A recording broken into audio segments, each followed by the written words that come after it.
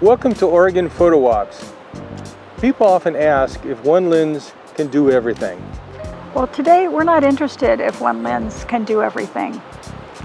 We want to know if one lens can tell the whole story. So we're going to put that to the test today.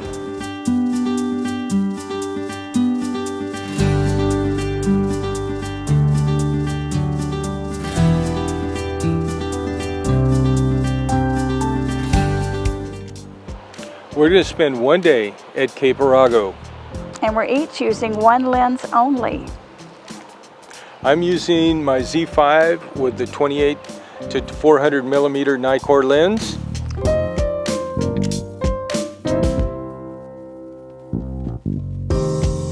And I'm using my crop sensor camera, Z50, with the Tamron 18 to 400. And it's an F mount, so I'm using the FTZ adapter.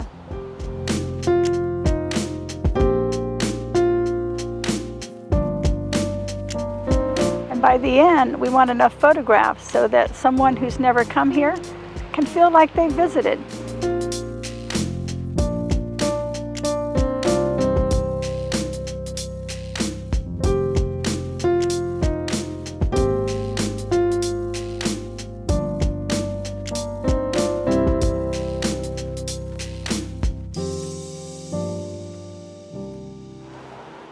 We've spent a lot of time over the last years with this 28 to 400.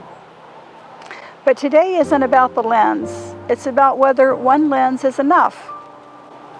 Can one lens tell the whole story of a place?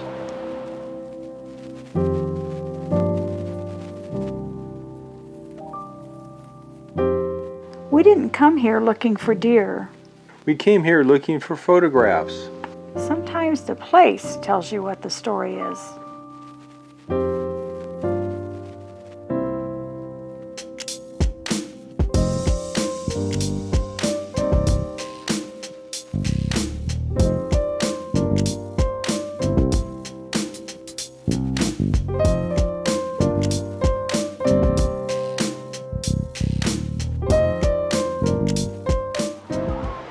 One photograph doesn't really tell someone what this place feels like.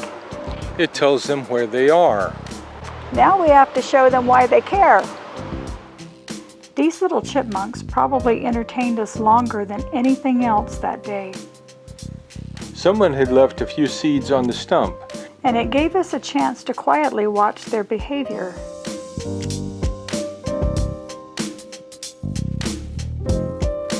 These aren't dramatic wildlife photographs. But they're part of the atmosphere. Without birds and chipmunks, Cape Arago wouldn't feel like Cape Arago.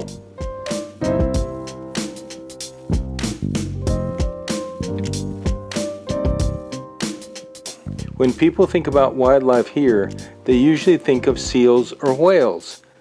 But sometimes it's the smaller moments that tell the better story.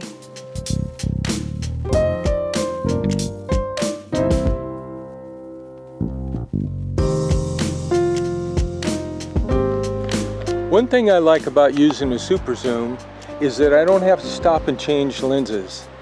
Instead, we've spent our time looking around.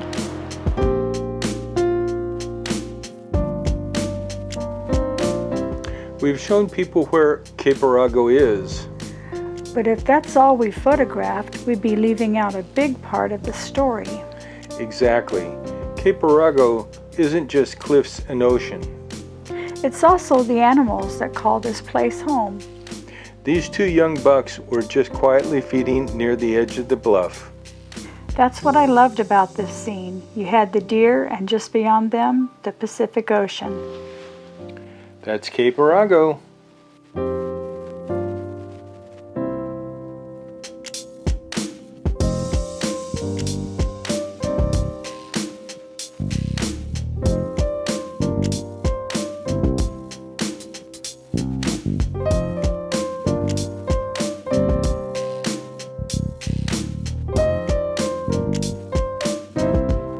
If we only included landscapes, people would know what Cape Arago looks like.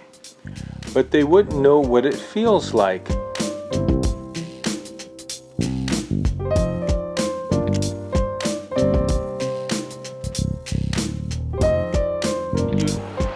So the next time you visit your favorite location, Don't just look for one great photograph. Look for a way to tell the whole story.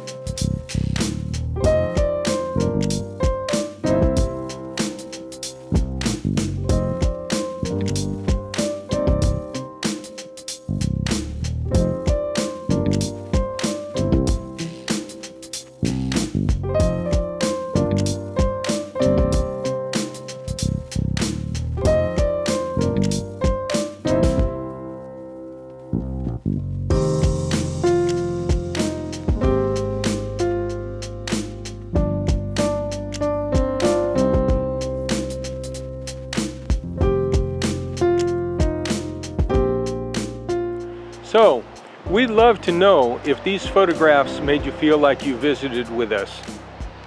And we'd like to know, which photograph did you think was the most important to the story? Let us know in the comments.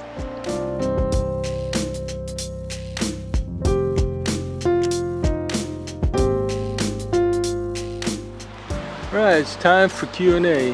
And the question is, what makes a story? What photographs are important to that story? Yeah, to me, what would make an important photograph is something that moves the story along. We don't want to be repetitive.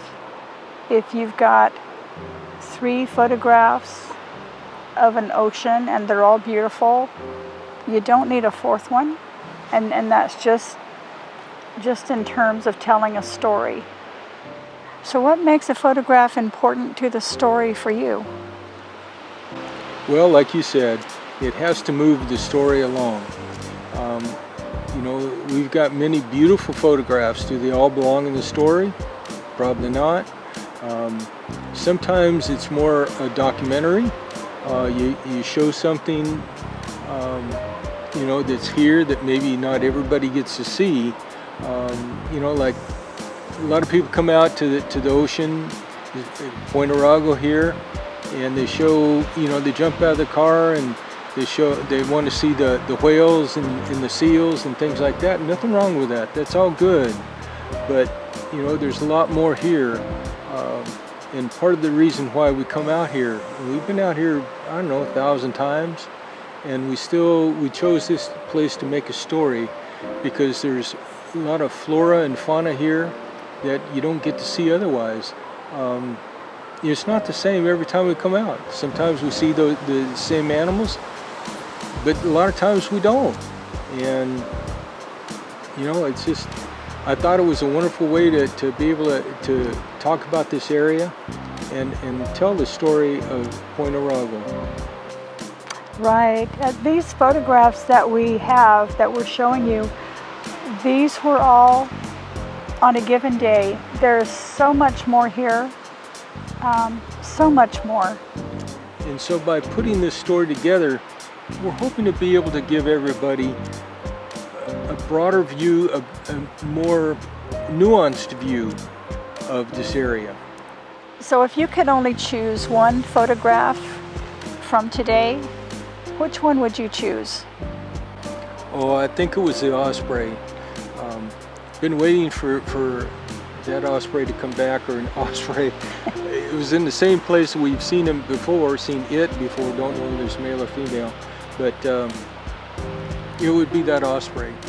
They're just such beautiful birds, and I just love watching them. Agreed.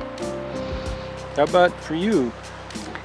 I felt like the photo with the 2 young bucks and the ocean behind them, I felt like that photograph symbolizes this area. That's something we've never seen here before. We've never seen that anywhere before, really. And you know, if we haven't, then probably a lot of other folks haven't seen that either. So I was really happy that we got to witness that. That was great. You know, and it's not often that we see that here too, and that's part of why we wanted to put it in the video, both the osprey and the deer and all the other creatures that are here. I know people come out and they want to see, you know, they come out to the ocean. They want to see the coast, and it's a beautiful coast.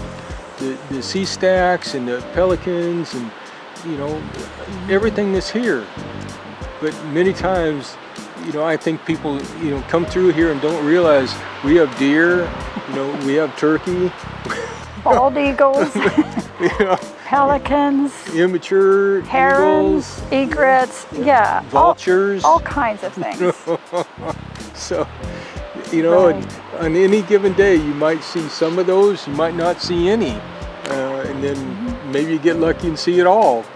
But you know, it's kind of that unexpected that we wanted to share.